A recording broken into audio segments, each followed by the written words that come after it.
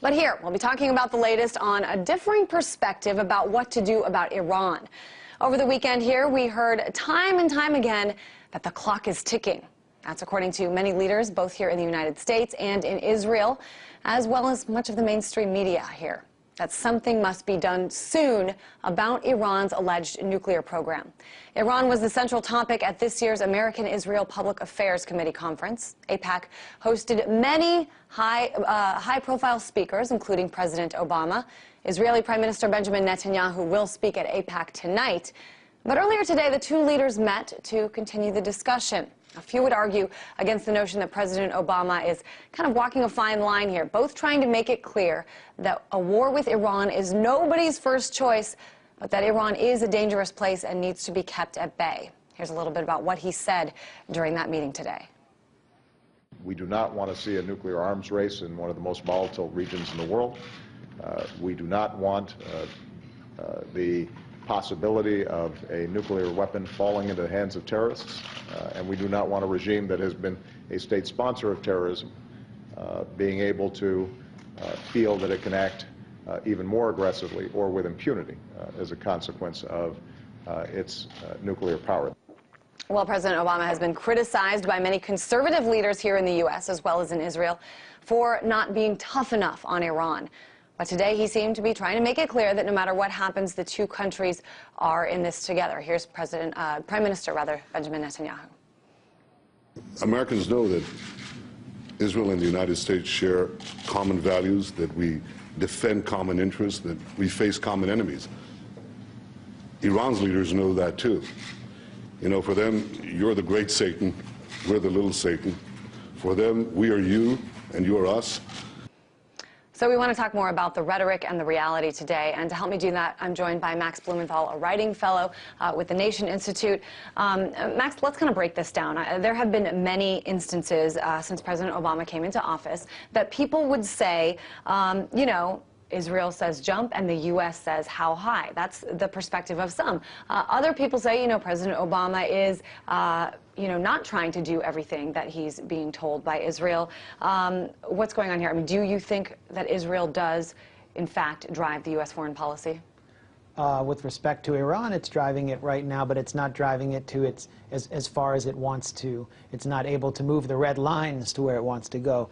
We heard Benjamin Netanyahu tell Barack Obama, you're you and you're us. I mean, it's a bizarre statement, but it means we're basically, our interests are the same. That is not true with respect to Iran. Iran poses no threat to the United States militarily, and the Obama administration is acting on assessments from the CIA, from the military intelligence apparatus, that tell him that a war with Iran would be disastrous. Israel is seeking to use the U.S.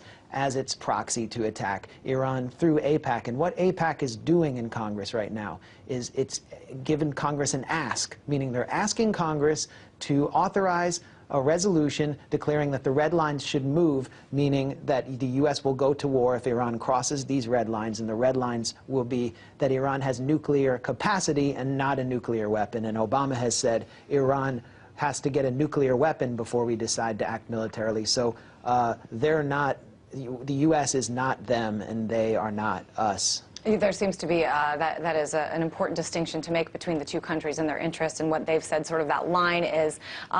We do hear a lot, of course, from you know, leaders in Israel. We hear a lot from AIPAC and some of the voices that they sort of put out into the public to make their case. We don't often hear from Iran, so I think it's important to put this up. I know a little more than a week ago, Iran's supreme leader, Ali Khamenei, gave a foreign policy speech, and as part of that speech, he addressed the issue of nuclear weapons. And here's what he said. He said, the Iranian nation has never pursued and will never pursue nuclear weapons. There is no doubt that the decision makers in these countries opposing us know well that Iran is not after nuclear weapons because the Islamic Republic logically, religiously, and theoretically considers the possession of nuclear weapons a grave sin and believes the proliferation of such weapons is senseless. What do you think? I mean, is Khamenei lying? I think the Iranian regime, I would agree with anyone who says that it's a terrible authoritarian regime and that they're not fully cooperating with the International Atomic Energy Association, which Israel refuses to allow inspections from. Israel also refuses to sign the Non-Proliferation Treaty.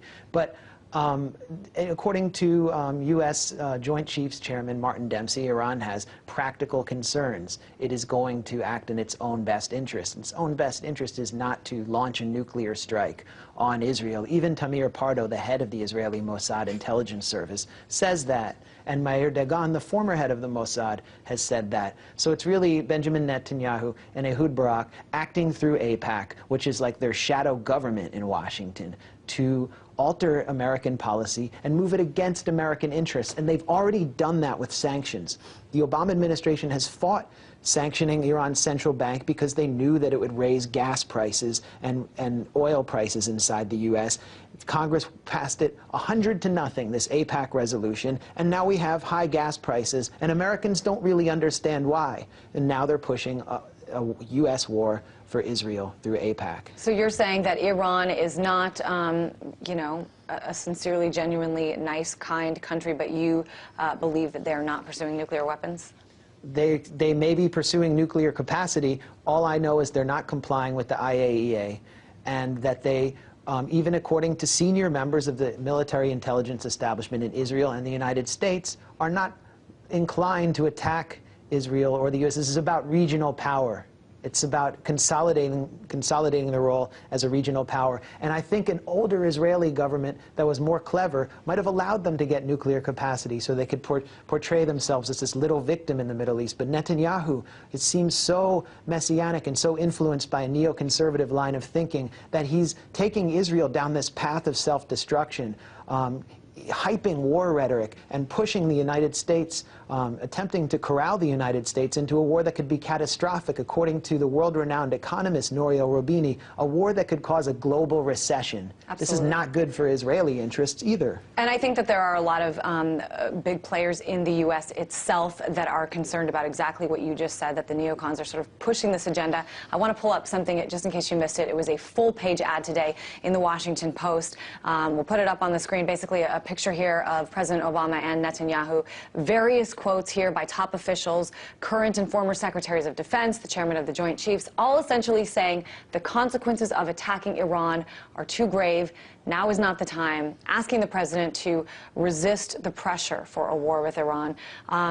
I'm wondering, what kind of impact do you think visuals like this, these full-page ads in the newspaper, I mean, do you think that people will start to realize, hey, there's another perspective here than what we're hearing from, you know, Senators John McCain, Lindsey Graham, and Joe Lieberman? Well, it's important to make the case against war in public, and Barack Obama has not made the case for diplomacy enough. When George W. Bush was making the case for the war with Iraq, he made 16 major speeches before the war began. Barack Obama has mentioned diplomacy for the first time at AIPAC. So that's significant. But what we're seeing is a constant drumbeat for war. It's influencing American opinion. A Pew poll that just came out of Public Opinion shows that most Americans say they don't know very much about the dispute over Iranian nuclear weapons, and they're not getting information from the mainstream media. And at the same time, most Americans say they favor a military strike on Iran. That's incredibly dangerous. AIPAC is capitalizing on American ignorance and the media's dereliction of its duty to inform the public about what this means and who are the players influencing this drive to war.